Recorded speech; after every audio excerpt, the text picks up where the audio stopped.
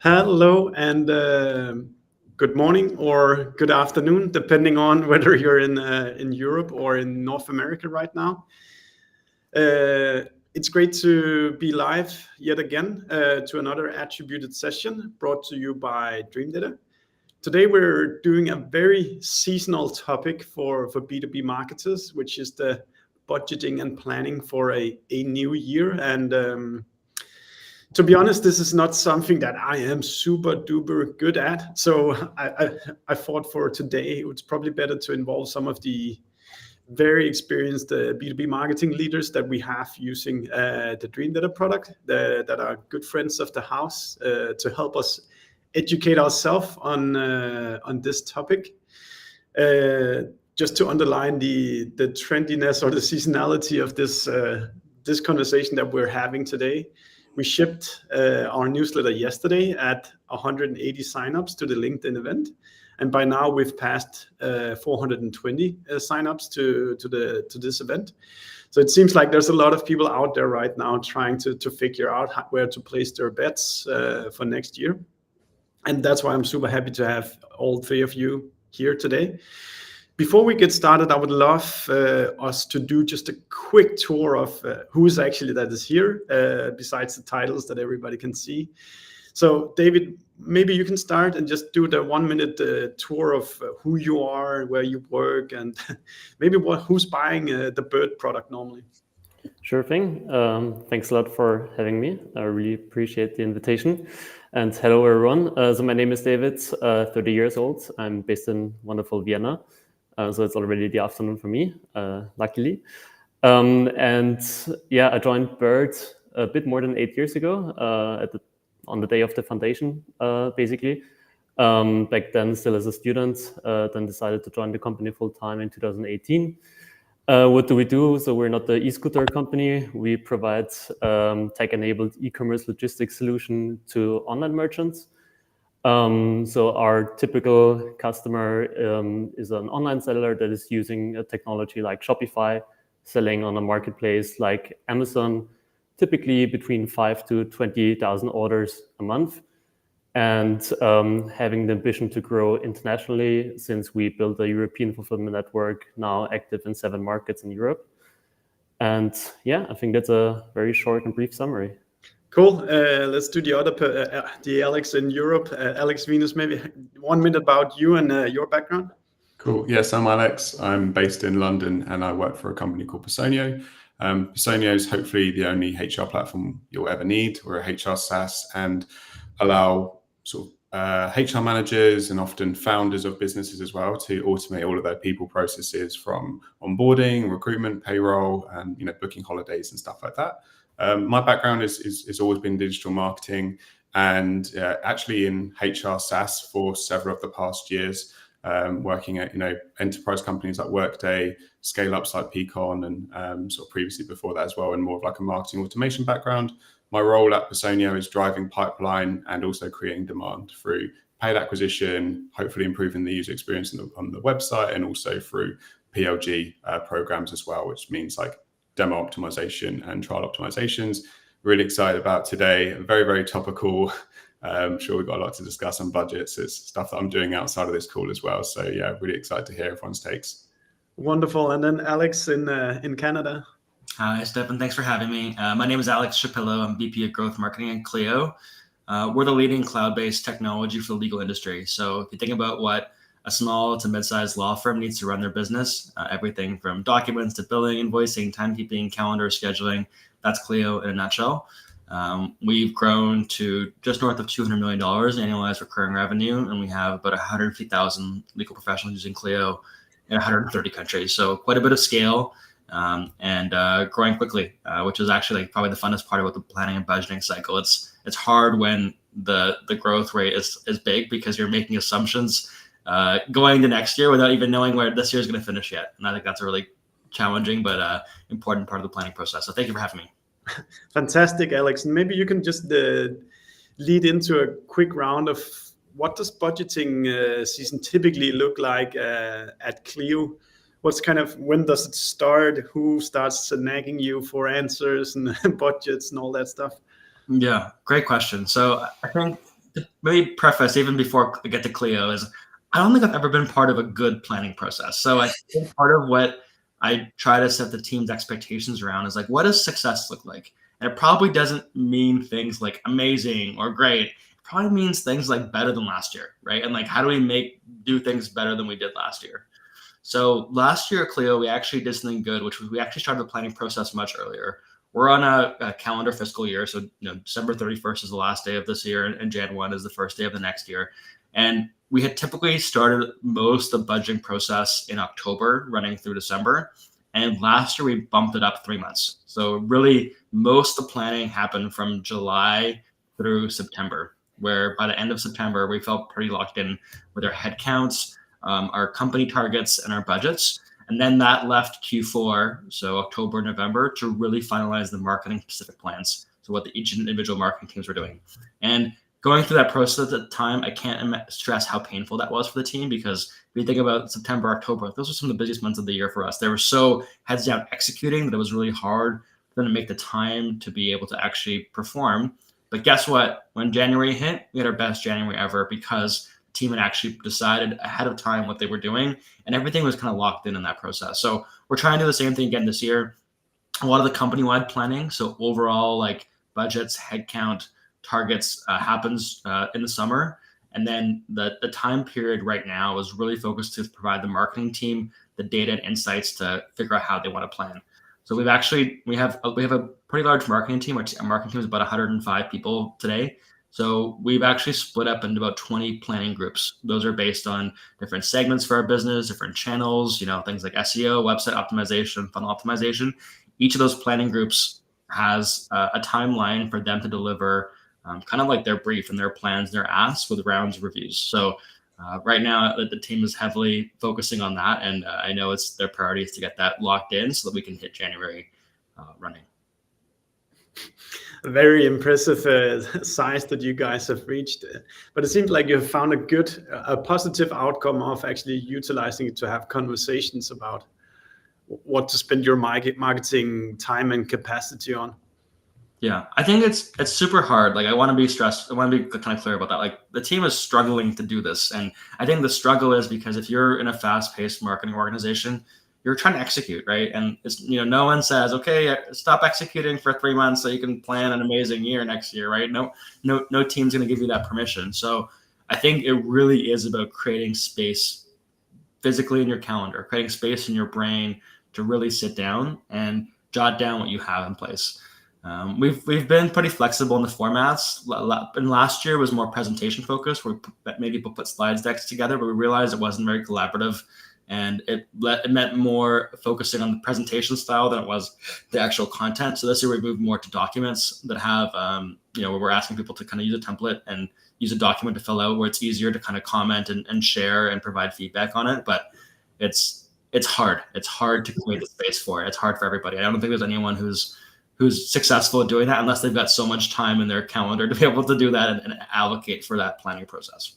Yeah, and I know the feeling of just being in the trenches as well, and then being forced to look 6 or 12 months ahead. That can be a struggle sometimes. Alex, in Personio, does the planning process look similar, or how does it look in your company? Yeah, it's definitely changed. I think these things might sound like they're not the most critical aspect, like, what format are people presenting their bottom-up forecasts in, and how are people working together? But I actually found that these things are really critical to how successful these cycles have been. This year, we've made quite a lot of change. And the main change in that format is we've tried to really condense it. Just a little bit about context about Personio. Q4 is our biggest quarter for us in terms of ARR. And so I think the biggest challenge for us has always been, one, as we've been scaling so fast, our organization, our complexity, but also where, who people are, people that you don't know in different offices and that sort of stuff, you lose touch and it can become quite chaotic. And the other thing that's always sort of been a problem from like a top-down model in terms of budget planning in particular is the goalposts are moving every day because you're in your biggest quarter where stuff is changing. So growth rates for next year, investment models, this sort of stuff, it's very difficult to place where you're going to be when effectively the target is moving all the time or your pacing's moving all the time. This year we made a bit of a step change in it. And the main one was we went from having a budget process, which if you're really honest, was around sort of really 3 to 4 months. And there was even calibrations that were taking place into the following year, just due to how much stuff gets closed at the end of December. And I'm being pretty honest in that respect. And now what we've tried to do is put it down to like a 3-week sprint effectively, where you have a small pod of cross-functional leaders. And the way that is kind of roughly structured is you get top-down guidance based on existing pacing and an investment model based on the growth rate for next year. Then we all came together face-to-face and we all used exactly the same templates. Again, this is all pretty new. And just as Alex said, it's not about, who's got a 70-point sort of page slide deck with custom animations. No one cares about that. It's about kind of getting the basics and assumptions that you have like a real high confidence in on paper and discussing them cross-functionally.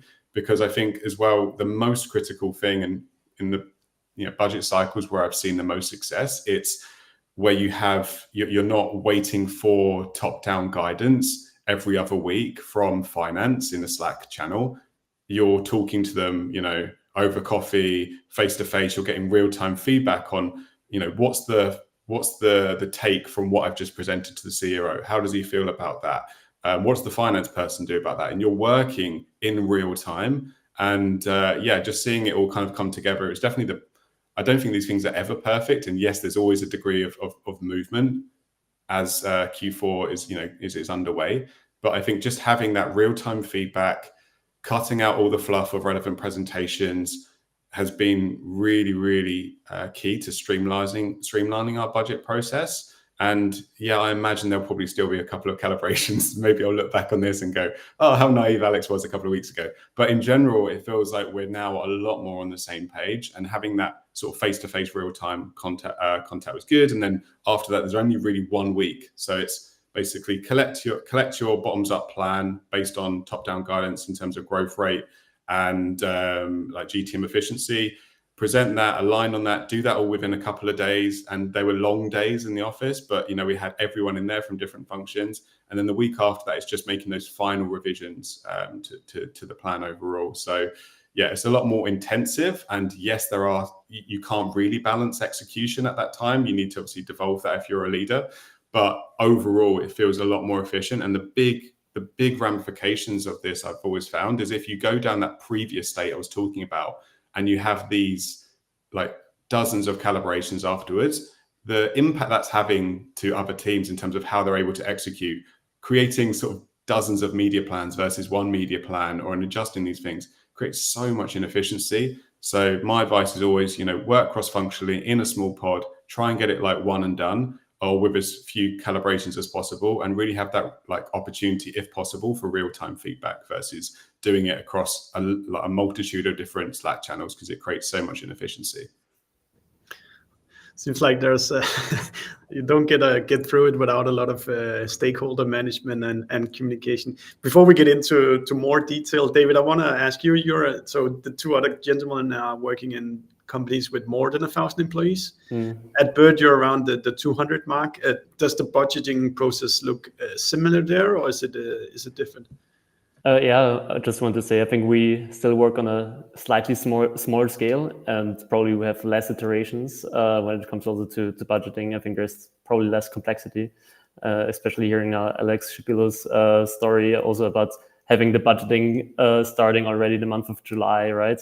For us, we're still in the budgeting process now for next year. And I would say in our cases, it has changed quite a bit over years, always depending on the growth stage and the funding rounds that we had completed. Probably also both Alex can confirm that this has implications on the growth targets that will be set, and basically the top-down goals and budget that you will receive initially. And how it works at Bird at the moment and over the last few years is that we basically, based on the funding round and also expectations from investors and also from the board in general, what needs to be achieved, we get the top-down goal setting and budgeting. And then the commercial leaders, so especially our VP commercial, chief commercial officer, and myself, we sit together and basically look at the growth targets, the budget, and then I work with my team saying, okay, for marketing sourced leads, we can expect that amount of revenue. Then sales from there, and they will share their realistic expectations for the upcoming year. And then we identify the gaps that are still left and how we can close them. And then if basically we need to get more budget and so on, then we work on the fine tuning as a team. And that's basically how we roll at the moment, which is quite tedious, I would say sometimes. And also since the market has evolved quite a bit over the last few years, so we're also one of the first tech-driven e-commerce fulfillment companies in the space. And when we started, there was not that much competition. Then basically we thought, oh, okay, cool. So if we continue to increase the budget like this, then we will basically just get so many more leads and so many more customers. But obviously then you have competitors popping up here and there in different markets. Things get a lot more expensive, and then you have to adjust also the planning. So that's something that we learned to take into consideration, that you cannot set the goals in stone at the end of the year, and you need to be also agile basically throughout the year. So yeah, just some my 2 cents also. Cool. I wanted to ask, kind of, is for maybe to all of you, it sounded like you, David, you're setting the marketing budget and plans based on like a certain metric you need to hit. Is that the same for Alex and Alex, or is it like, here's the budget, go do with it what you can, or what is kind of that main input you get top down to marketing? Alex, Cleo, you can maybe start. Yeah, I think at our size and scale, being at more than 1,000 employees, we have a pretty good idea of what kind of growth rate we're trying to get to as a business. And most of the business at Cleo is marketing driven. So marketing is the biggest input to our overall growth. So we know we got to be pretty close to that number overall. So what Alex Venus was saying about going back and forth from a guidance standpoint, we actually can pretty early on in the planning process go to our team, our marketing team, our functional owners, and say, hey, like, it's going to be around this number, right? We have a pretty good idea of where that growth rate's going to be and where we're going to need to sign up for regardless. And it's just a function of scale. I think, the bigger you get, the bigger the denominator gets in that growth equation. And, we're a high growth company. We're being valued like a high growth company. We want to continue being down that process. So we have a pretty good idea of what that kind of looks like from a number standpoint. And then, I think that to really, the range of budgets and the MQL growth rates and other variables are all going to be pretty close to that level. Alex Venus, is that the same in Personio? Yeah, I mean, I think for us, in terms of it's different. It's different for our more established markets, which are definitely DACH, where again it's kind of where we originated from. It's where the majority of our revenue is. It's far more predictable. I think if you're a seed round company or early stage company, I'm sure there'll be quite a few people listening to this that may be in that same boat. You understand the volatility that's there, both through external factors and internal factors. So that's why it comes down to, when you're making these growth forecasts and you have this assumption model, you have this formula that you're basing your growth rate on, it's key to really be baking that on things that you have a very, very high confidence on. Otherwise, particularly at the moment, you're going to be putting yourself at high risk of missing that.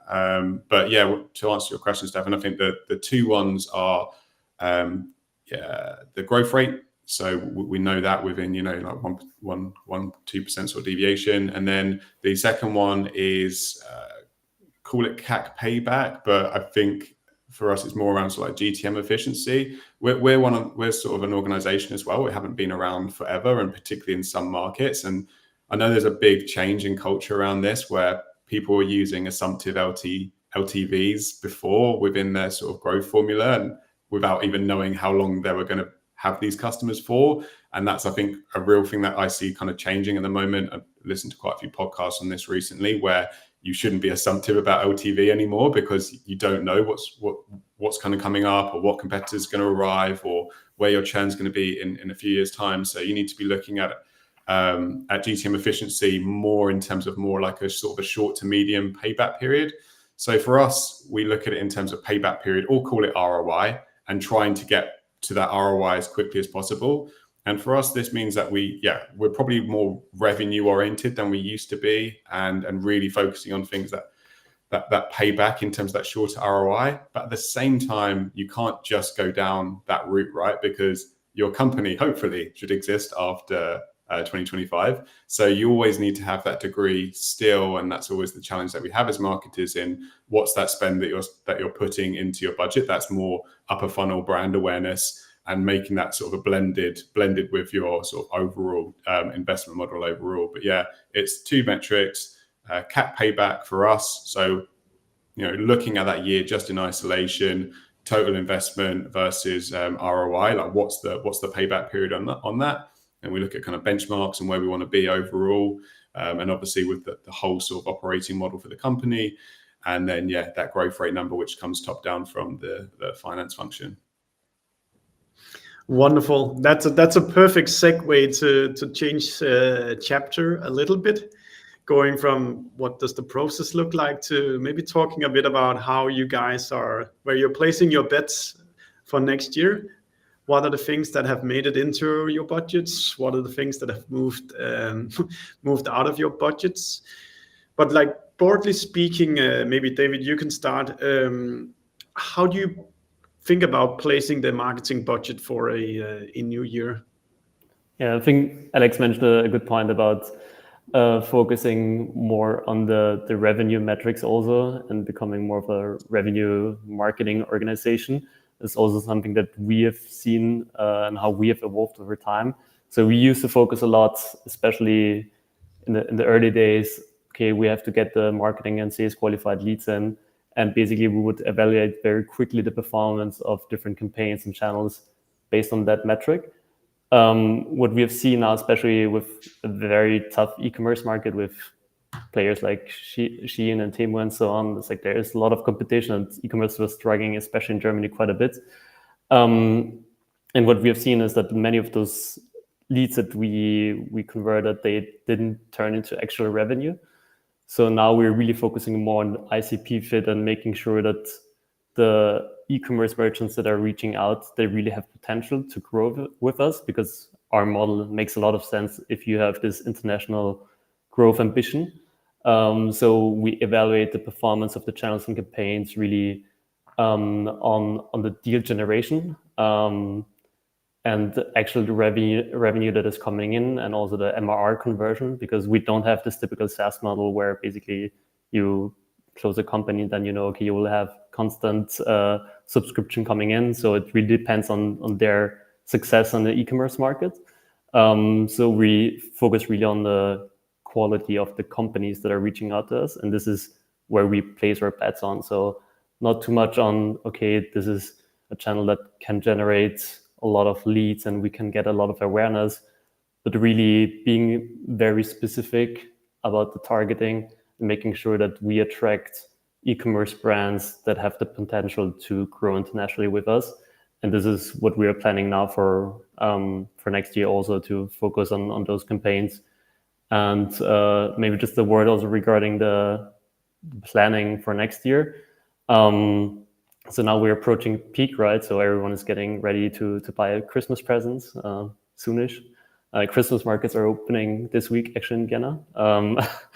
And so this is the busy season for e-commerce, right? And then after this, in Q1, this is one of the most critical periods for us. So we always get ready for this in time, because in that period, e-commerce retailers are reevaluating their supply chain setup. They might face a lot of issues during peak with delayed orders and other issues that might occur, because it's a very stressful time. they might have problems with their 3PL and look for alternative solutions. So we try to build already this awareness now in Q4, and then really go into remarketing and front loading the marketing budget into Q1 basically to capture the demand then. And this is one of the most important timings for us to just get a good kickstart into the year. And if we do this right, then we know that that's gonna be a good year. And then we're just focusing on those channels where, as I said, we believe that we can really reach those high potentials, I would call them. A really good points about this knowing the seasonality of the market that you're in. Like, if everybody is making decisions in Q1, you don't want to evenly distribute the budget throughout the year. Alex Shapila, how do you decide if you have 100% pie? Where does the budget go for you? Yeah, I think one way of thinking about this is it doesn't matter how big your business is, but break down your business into whatever chunks you can. And I think ask yourself the question, like, is this chunk going to be same importance a year from now, less important, or more important? It's a very simple way. And you could probably align quite easily without having the rough numbers of aligning around that. So I think we look at our business and we say, okay, like, what chunks are going to be a lot more important a year from now, right? And in our case, for example, we're starting to move up market in a much bigger way. So most of our customers are small law firms, like 1 to 20 employees, but our fastest growing segment is 20 to 200. So we know that's the fastest growing part of business. We're seeing some success from those investments. So we're putting more budget towards that in 2025. Similarly, we on the international expansion front, we launched Australia 2 years ago. We're seeing really good success. It's growing at a much faster clip than the rest of our business. We know we're going to be doubling down there and putting more resources towards it. And I think same thing on the channel level, right? I think, at a baseline, most people start their budget by copying and pasting what they had last year. Like, that's the starting point, right? And then I think you look at those things and you say, okay, let's say my hypothetical growth rate is, let's say 50%. I want to grow 50% next year as a business. I know that's a lot, but is this channel capable of getting me to 50%, right? Is this something that's has that potential? Or is this a 20% channel, or is it a 100% channel, right? I think thinking about those bets as saying, hey, what's the potential of this? How much could it scale? How much bigger can it be? That's sort of the first question that we think about when we look at some of those areas. Not every channel has potential for more scale, and you don't need every channel to be a high growth one. You want some to be solid bets that are going to be consistent. But I think that's sort of that thinking of, is this going to be bigger, smaller, or the same a year from now, is probably the right categorization to start saying, okay, where do I want to put some of the bigger bets in place? That's really good. So and when you talk about percentages, it's basically how much of the pipeline that you are to deliver that it can take, or how is it? Yeah, I think about year over year. Like, so if my team's target year over year is 50% growth, for example, whatever metric I pick, MQLs or revenue or ROA, I don't know, whatever you want to do. So I look at that channel and I say, can this segment do 50% more? Can this channel do 50% more? Can this piece do that? And you probably have a pretty good idea, right? You'll probably have historicals. You might have some limitations. You might say, oh, we've maxed out review size. I don't think Capterra's got more volume than we can take, right? Like, whatever those things are, and then you'll be able to kind of answer that question. But I think that really, you almost need to have the mindset of saying, like, is this investment a growth investment, like something that's going to exceed the curve that I'm trying to get to and I can put more into? Or is it a stable investment? Like, it's going to do well, it's going to grow a little bit, but it probably isn't going to make my number by itself. Or it might be a flat or declining one, which is fine too, right? Like, not every, marketers abuse every channel until it no longer works, right? So, they're going to have some things that are actually having diminishing returns. That's okay too. I think early on in the planning process, as you're trying to allocate budget, you almost need to understand what that looks like. And frankly, I've got people on my team coming to me saying, hey, like, how do I get more resources for this program? Like, how do I get more resources for more people resources, usually is the question, for this investment, for this channel, for this thing. And I say, how do we make the case for this to be a growth lever, right? Make the case that this thing can grow faster than the rest of our business. That's going to be the biggest thing that's going to help us determine if we can invest more resources into that or not. That's super good advice. And I actually can see myself doing that exercise of taking last year's budget and then doing the below or above the growth rate that we're looking for. Yeah, it makes a lot of sense. Alex Venus, How have you been focusing for placing this next year's budget? Yeah, I mean, I think Alex covered a lot of the essentials there. I think the first part is that metric. So if you're looking at revenue, or you're looking at that sort of total ROI, that GTM efficiency that I was speaking about earlier on, then you can make that assessment on channels. You'll know that certain channels are we're also shifting our market and sort of narrowing our ICP to a degree as well, and so you can do that analysis as to where people are coming from right now. So maybe you could isolate certain keywords that are driving the right sort of segment, or you could look at channels where you feel like maybe there's a scope to improve a bit more in demand capture. I think also for certain channels, if you've been leveraging for a certain period of time, the spend and the proportion of your total spend is almost dictated for you, particularly when it comes down to demand capture and like search channels. If you've got the search visibility, the ROAS that you want to have, and the performance that's there, and also you're not trying to radically adjust your audience next year, then that's kind of dictated for you, right? So that portion of the pie it takes to remain and keep that degree of search visibility, bar maybe a couple of extra competitors kind of jumping into the mix or something changing externally, is kind of taken care of for you. So I generally start in demand capture first, but demand capture can mean a whole multitude of things. It doesn't necessarily mean paid. It could also mean organic or zero, whatever it is. But in general, I look at what it takes to maintain that sort of like 2% demand capture within your funnel, and then go from there. And then the other thing I'm looking at as I say earlier on is around kind of where do we get that reach from? So how we reaching the audience? And I think I spoke to you about this in a previous video, Stefan, around I'd far rather be going like toe-to-toe competitors on creative versus ad spend. So where do we feel like we can outperform people in like a stronger ROI just through creative testing versus outbidding them, because that's obviously more of a scalable model potentially. So that's kind of how I look at it. Start with demand capture. What's like a set state that I can't really play around with? What does that give me? Like, what does that look like in terms of ROAS? And then also, as I mentioned earlier on in the what does that look like if you're ICP? So yeah, I definitely agree that like just copy and pasting the same media plan, if your growth rate, ICP, and all that sort of stuff is radically changing next year, is a terrible idea, because what got you here won't get you there is very much the sentiment that we have at Personio.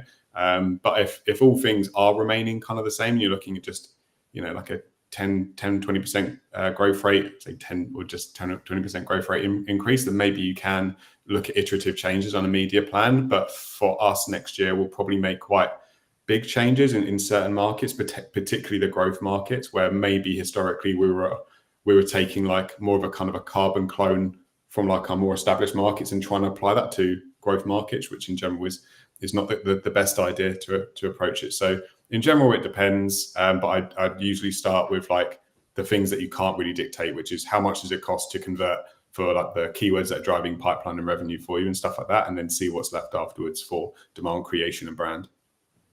Yeah, that's a really good point. And as you say, that there's just a certain amount of people in the world that searches for HR software, and when you've exhausted that, there's no more search to buy. So you can put that budget line in there. I see we're starting to get some questions here about something that I had in mind for you guys as well, and that is kind of the classic. I'll pull up Shashwat's question here. Should the brand versus performance marketing be at a 40 to 60% ratio?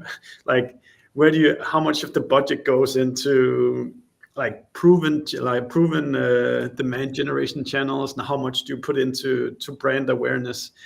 I don't know, you, Alex Venus, I don't know if you've changed your mind, but you have at least started to put more budget into the brand part of it.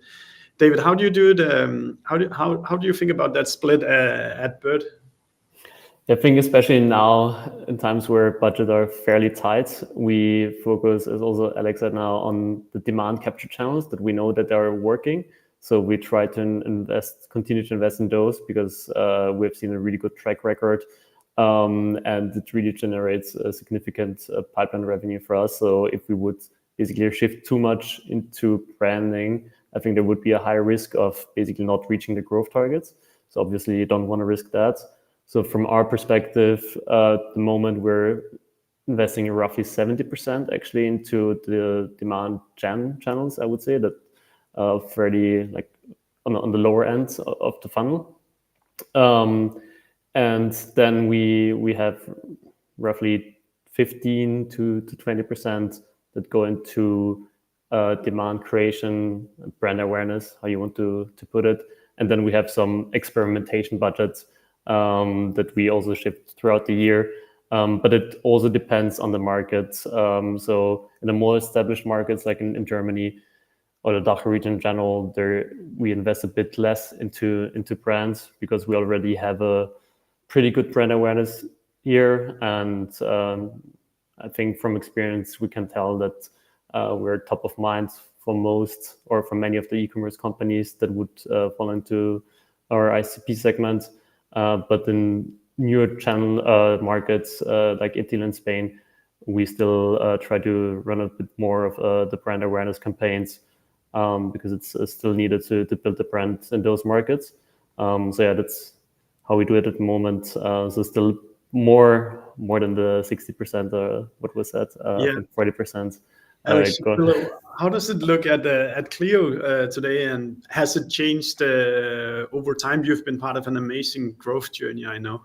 Yeah, it's funny. I don't think we've actually deliberately said, hey, this is the target for how much brand versus performance is. I think we go back to the question of what's possible, what can grow, right? And even for a lot of our demand channels or performance marketing channels, the budget there is infinite, right? Our CFO will write any check we want as long as we can show him more growth or show him more leads that can come in that can close, right? So I think what we the way we have that conversation is more what Alex Venus was saying earlier, what's possible on our performance marketing channels. If we harvested everything that could come in, what does that look like? What are those opportunities? And then we add on top of that. One thing that has been a part of Cleo's culture from the very beginning, long before I've been here, is we just believe in the power of brand. We believe that ultimately that's going to be one of our biggest differentiations when people are going to be choosing Cleo, especially in a really competitive landscape with lots of different alternatives. So we do have substantial portions of our budget that are allocated for very brand focused pieces. And a good example of that is we put on a massive customer conference for 3,000 plus attendees. And it's so hard to measure the impact of that and the ROI that it's driving. But I know from talking to customers and prospects that has an astronomical impact on our business, and it's really hard from that standpoint. So I think we look at a lot of those pieces. And the other thing that I would say on the brands piece is a lot of the things you could do might not take as much budget, but are much more people or resource focused. So in our case, we put together really compelling data called the Legal Trends Report, and it's the most comprehensive data in the legal industry.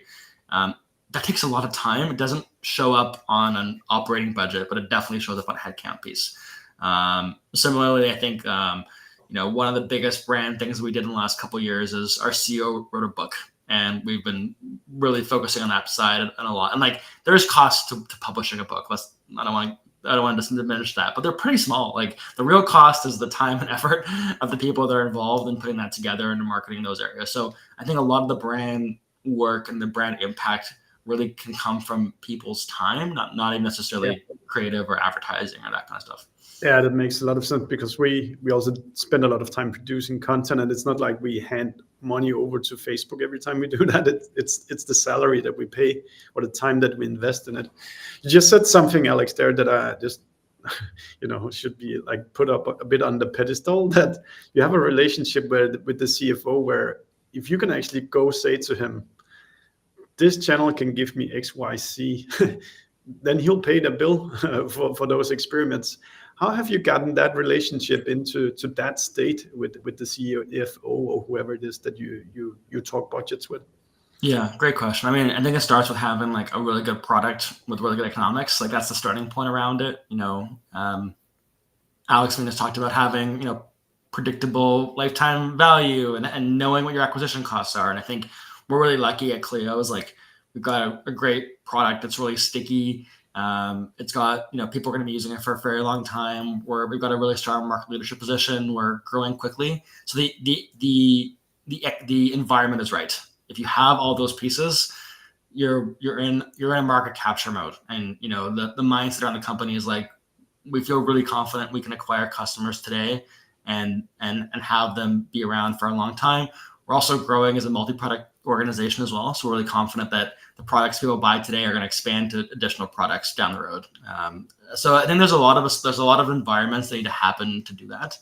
I think the second case comes back to some of the reasons why we're probably all using Dream Data is like, you want to educate your financial leadership about how you're spending the money, right? You want to tell that story of what data looks like. And we've evolved massively over the time that I've been at Cleo in terms of how we talk about how we spend money, how we report on it, how we show growth, how we describe ROAS. We've changed our models to talk about things. And that's communicated pretty broadly on the executive level because it's pretty important, right? And marketing usually has a lot of responsibility for budget and organization. So we have a lot of responsibility to actually show up that piece. And then I think the third thing is like, what are the individual specifics of that conversation? And, I think before you go to the CFO and say, hey, I need more money, I think you got to say like, is there existing money we have in our programs already that we can move or allocate towards this? And I bet you most times the answer is going to be yes. You're never going to be running a marketing budget where everyone's running into 100%. And in fact, every year that I've ever been part of any marketing budget, we generally underspend. We generally get towards that place. And an old CMO boss of mine said like the worst thing is actually not to overspend. The worst thing is to underspend, because then if you underspend and you didn't hit your targets, you're actually in an even worse position because you had more resources you didn't leverage to get to where you want to be. So I think before you go to that CFO and make that ask, I think look internally and say, hey, what can we move or shift? And in our world, we're actually looking every single week to see if there's things we can shift. Our performance marketing team is probably the biggest place where they are able to capture the extra budget. But like Alex Venus said, we don't know how much demand there's going to be in Google in a given month. But we have a good idea halfway through to say, we think we're going to be pacing above, we think we're pacing below, we think there's more room here. And we'll shift that mid-month and make some of those calls basically every single month. Super nice. And I think that this really speaks to marketing being more proactive about both saving costs. If there's stuff that is not ineffective, just stop them and move that money into places where you know that it works. And also when you're speaking with economically minded people, make sure that you're actually able to speak their language, not just talk about marketing metrics, but talk about how much pipeline or how much revenue that you bring in. I'm curious to hear. I think just the point that Alex was saying, I think is really, really clear. And what I've kind of really liked about Alex's answers there as well, it sounds like there's like a real kind of culture of sort of honesty and transparency when it comes to budgets as well. I've definitely worked in organizations before where that hasn't been the case, where it's almost been like you're trying to inflate the envelope or being territorial about the budget or padding the budget or sandbagging it. Like if you're really serious about growth, I don't think you can really have that type of culture when it comes to finances. You need to have open dialogue with all cost center owners.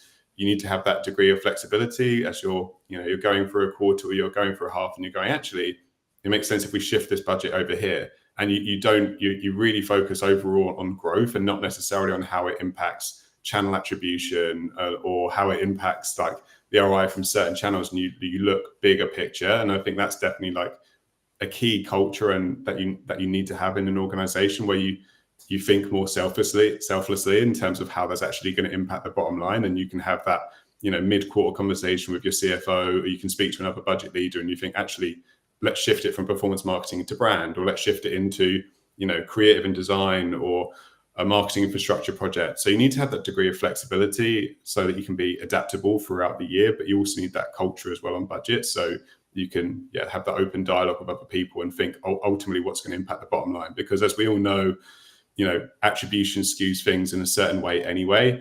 And obviously, with Dream Data, it's helped, but there's still a degree of ambiguity on these things. So I definitely think that open communication is so critical to actually making the most out of your budget. Really great advice, Alex, as well. If we look towards 2025, Are there any certain things that you want to mention that you have either moved into the budget or stuff that you've taken out of the budget to kind of share kind of where's your attention at the moment in terms of what's moving in marketing?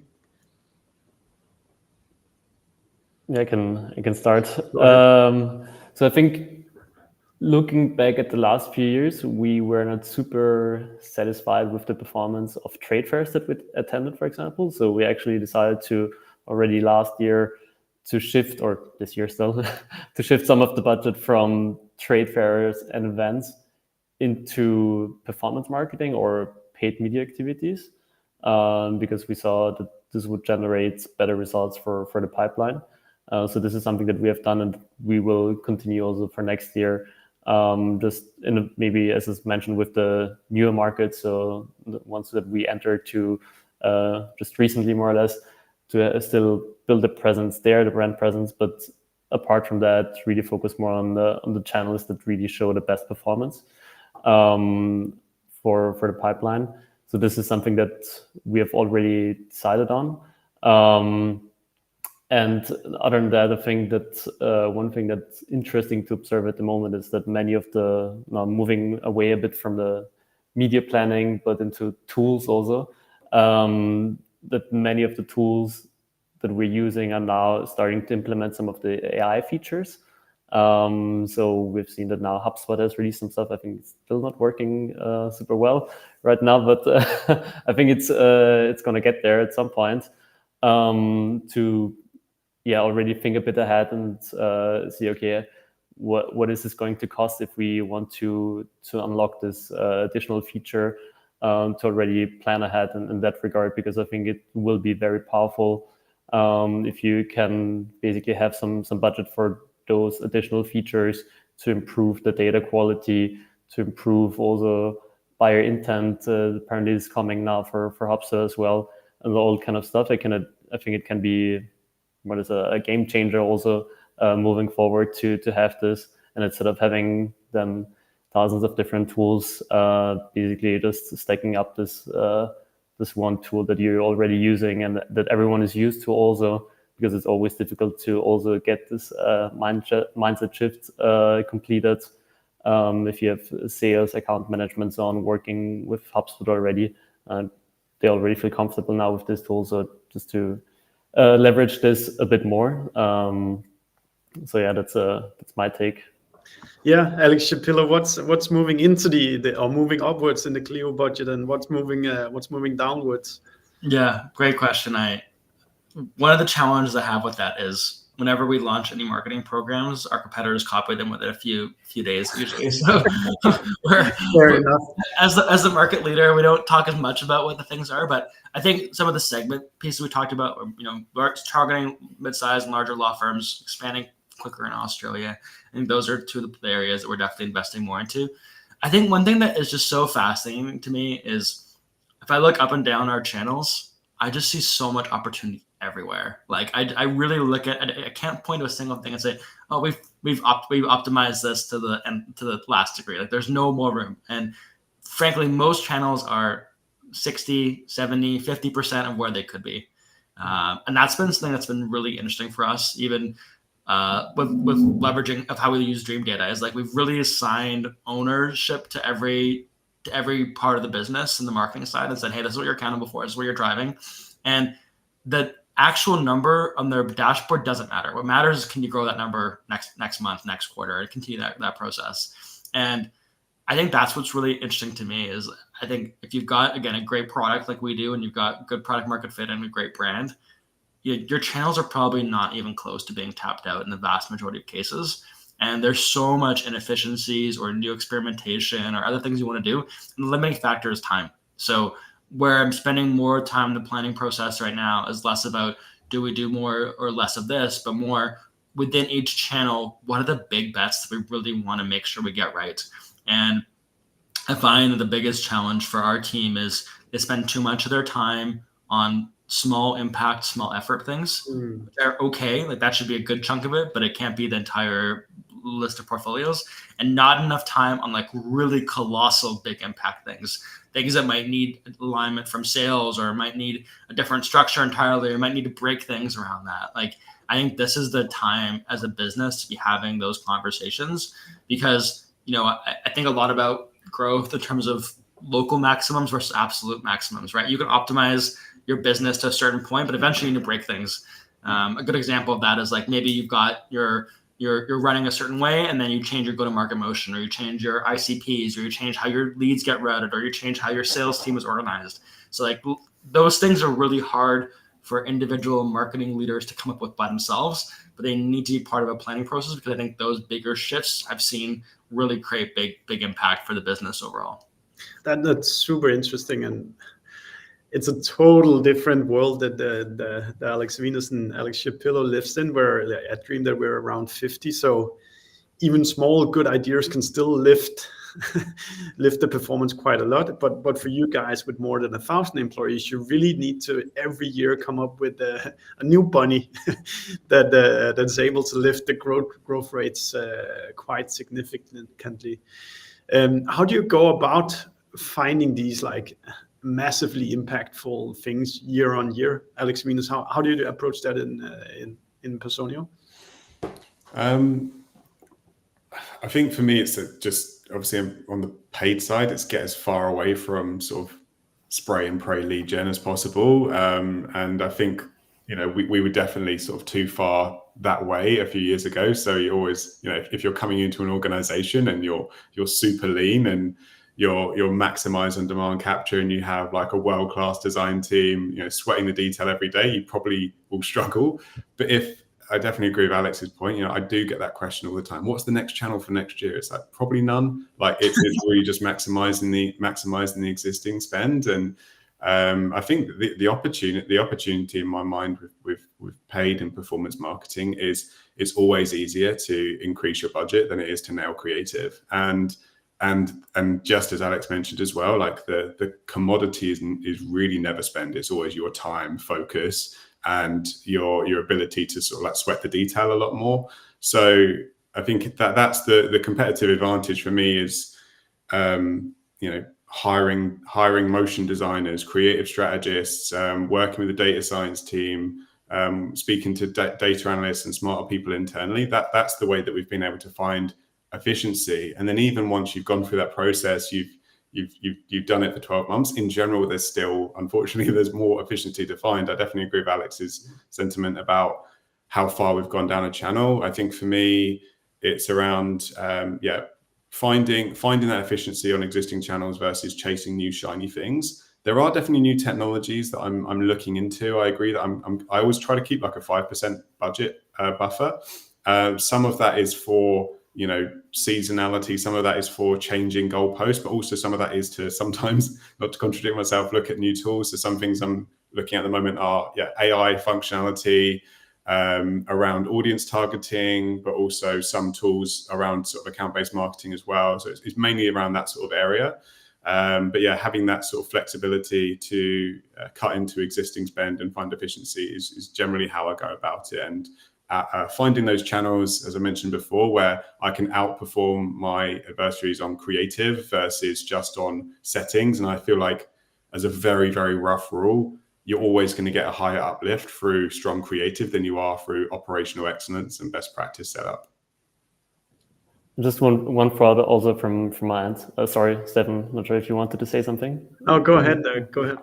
So I think one source of inspiration in order to find those big bets and basically not only make incremental improvements, but really radical improvements, is to understand your customer base better and to understand what are the current pain points. So joining shadowing calls with the sales team on a regular basis, and also to encourage the whole team. So we have some kind of like semi-automated process to do this, and really join on a regular basis to find out, okay, what are they talking about? What are the current pain points? How's the market has evolved? And then also actually just very stupidly, you can go to LinkedIn and look at some of the influencers within your customer base and see what they're posting about and what is being commented.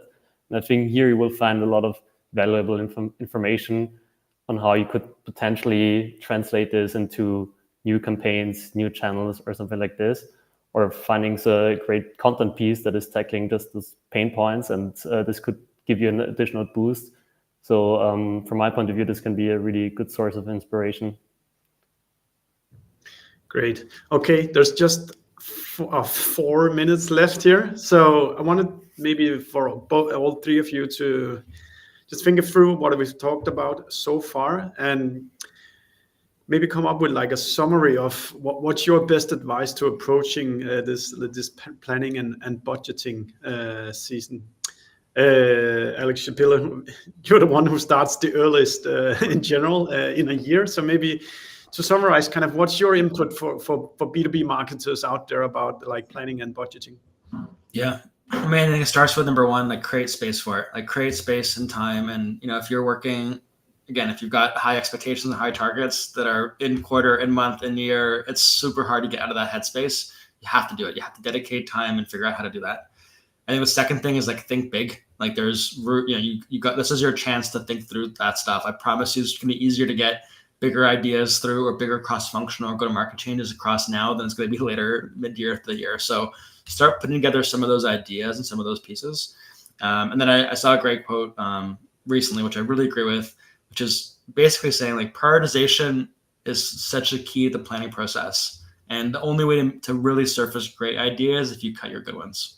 And that really resonated with me. Like, I think there's too much time in the planning and budgeting process that's being spent towards things that are like good and not enough time towards some of those great pieces. And more likely than not, most teams' limited capacity is not actually going to be their budget. It's going to be their people's time and their resources and where they're able to allocate those things. And that doesn't matter if you're a 2-person marketing team or a 100-person marketing team. So I really think like thinking about where you want to place your bets from a people and time standpoint is really where I think we need to really dedicate time for right now. Yeah, I'm definitely guilty, and I think about it as being in the trenches or outside the trenches, and it's so easy to be in the trenches working on stuff, but then you lose sight of like, are we actually on the right trajectory? Are we just working on mediocre stuff, or is it really making an impact for our business?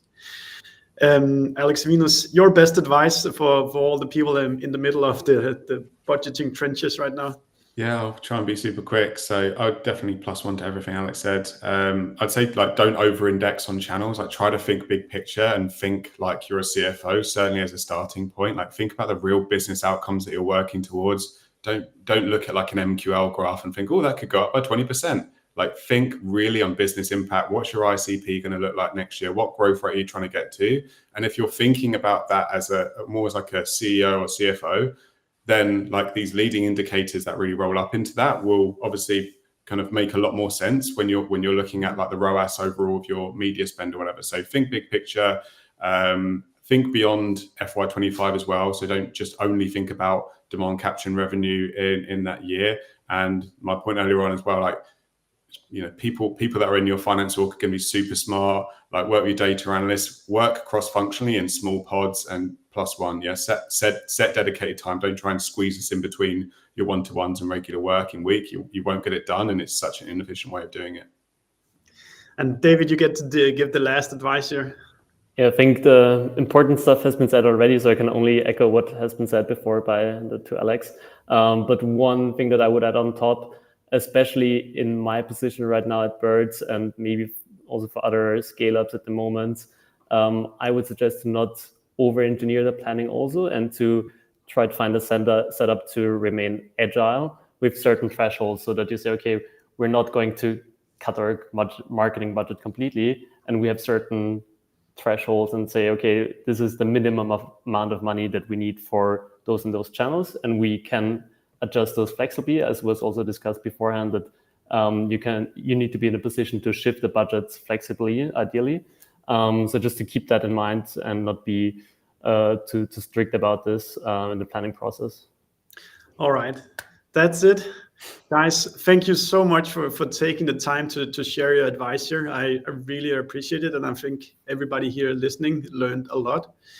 So everybody who's listening to this conversation, if you liked it, if you go search where you listen to podcasts for Attributed, you'll find 200 more conversations like this. So there's plenty of more stuff to go listen to. I just want to say thank you for everybody here for spending your time with us. We really appreciate it. And if you have any ideas for a next seasonal topical question that we should pick up, just let me know on LinkedIn, Slack, or wherever we're connected. Everybody, thank you so much for spending the time, and have a great day.